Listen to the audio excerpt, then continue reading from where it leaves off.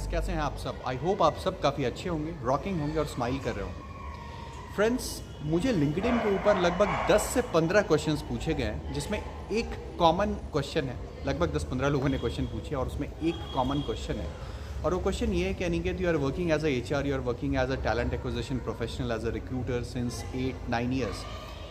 और इसी से रिलेटेड ये क्वेश्चन है, और क्वेश्चन बड़ा कॉमन सा है। आई थिंक आप सबके भी माइंड में वैसा क्वेश्चन हो सकता है, तो मैंने सोचा इसके ऊपर मैं एक वीडियो रिकॉर्ड करूं और आप सब लोगों से बताऊं।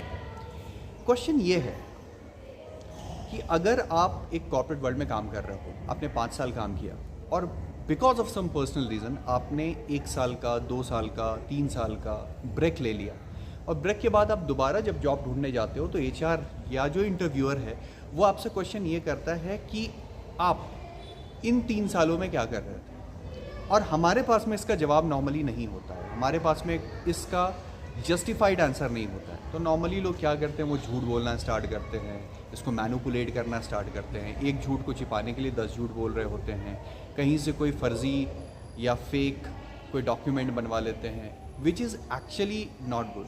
अब ऐसे सेंस में आपको क्या करना चाहिए? अगर आप 5 साल 6 साल किसी एक कंपनी में काम कर रहे हो और फिर आपका 2-3 सालों का ब्रेक हो गया, तो उस सेंस में आपको क्या करना चाहिए? उस सेंस में आपको एक चीज़ करनी चाहिए।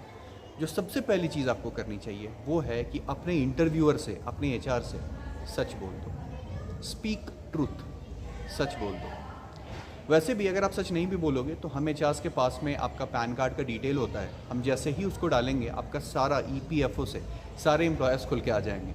तो बेटर है कि आप उनको सच बोलो। अब इस सच को जस्टिफाई कैसे करना है वो मैं इस वीडियो के थ्रू आप लोगों को बताना चाहता हूँ।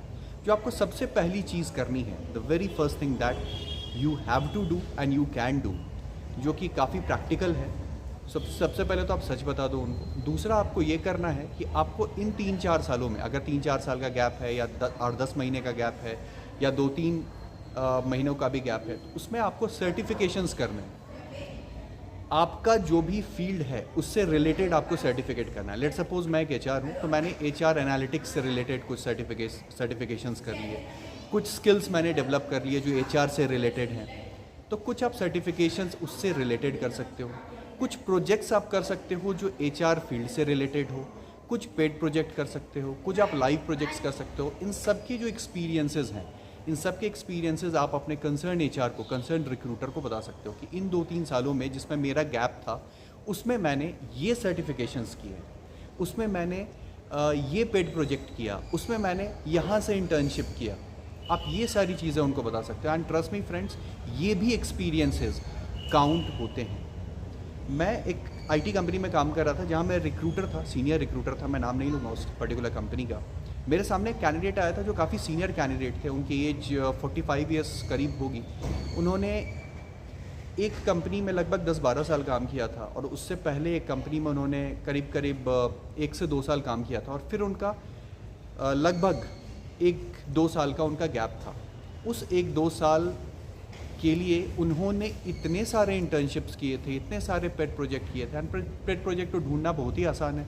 आप लिंक्डइन पे जाओ, लोगों से बात करो, और ऑनलाइन आपको बहुत सारे पेड प्रोजेक्ट मिल जाते हैं, बहुत सारे सर्टिफिकेशंस मिल जाते हैं, आपको बहुत सारे ऐसी चीज़ें मिल जाती हैं जिससे आप उस पर्टिकुलर गैप को जस्टिफाई कर सकते हो। ये तो हो गया कि हम सर्टिफिकेट्स के थ्रू इसको जस्टिफाई कर सकते हैं। सेकेंड, अगर हम सर्टिफिकेशंस नहीं भी कर रहे हैं बट मेरे घर में कोई इमरजेंसी है, मेरी फैमिली में कोई प्रॉब्लम है, लेट सपोज मैटरनिटी के लिए तो 6 महीने का लीव मिलता है।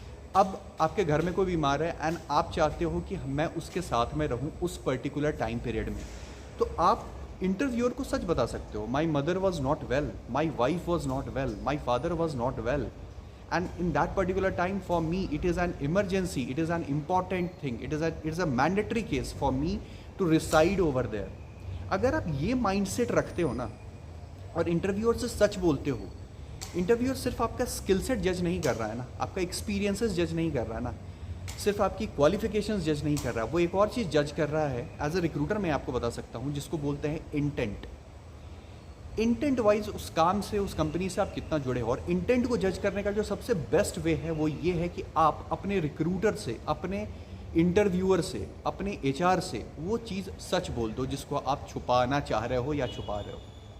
तो पहला तो प्रोजेक्ट्स एंड सर्टिफिकेशंस है, इंटर्नशिप्स है, पेड प्रोजेक्ट है, और दूसरी साइड से जो चीज़ सबसे इम्पॉर्टेंट है वो है कि आपके पास अगर कोई इमरजेंसी केस है, कोई मैंडेटरी चीज़ है जिसकी वजह से आपका वहाँ रहना ज़रूरी था और आप वो चीज़ नहीं कर पाए, तो वो चीज़ आप जस्टिफाई करके उनको बता सकते हो कि because of this particular reason मैं वहाँ पे नहीं था।